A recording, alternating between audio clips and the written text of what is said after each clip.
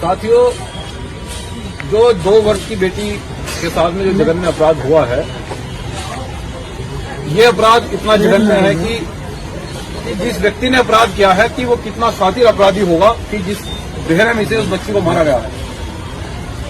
और उससे भी बड़े दुख की बात यह है कि 2-3 दिन इस घटना को हो गए हैं, अभी तक भी इस घटना का खुलासा नहीं हुआ है।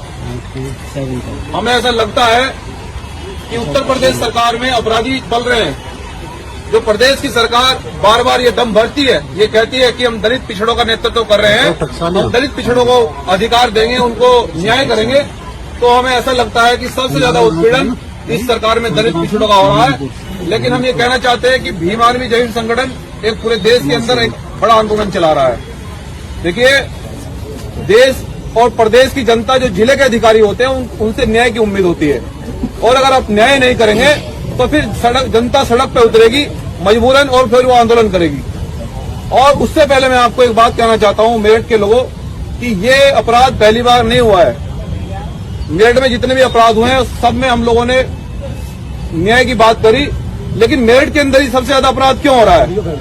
क्या आप लोगों ने सोचा है कभी कि हमें बाबा साहब और काशीराम साहब एक बात कहा करते थे कि पीता कमजोर को पीटा जाता है, बलि जो है वो बकरे की दी जाती है, शेर की बलि नहीं दी जाती।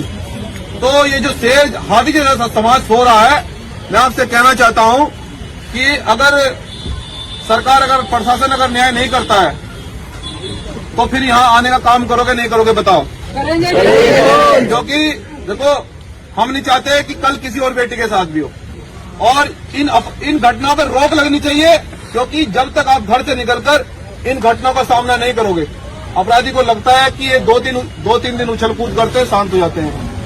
अब हमें शांत नहीं होना है।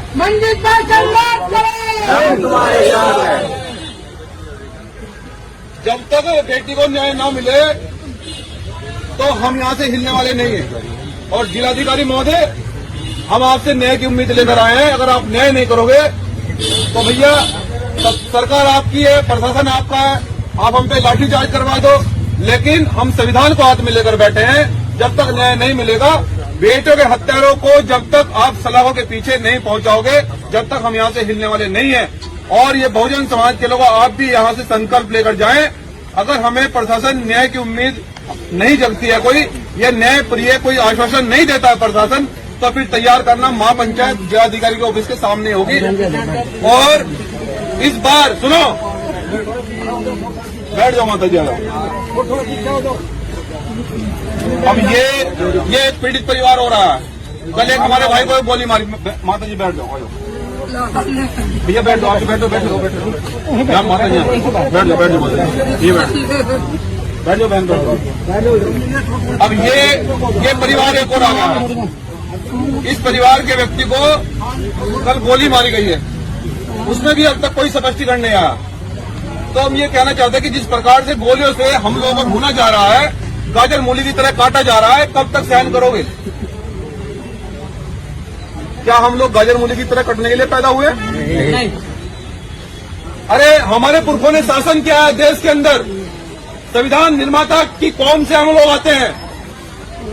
हमें इस अपराध का सामना करना पड़ेगा, और सब लोग संविधान को हाथ में लेकर देखो, इस बार हम सरकार का ऐसा इलाज करेंगे कि ध्यान रखेगी सरकार।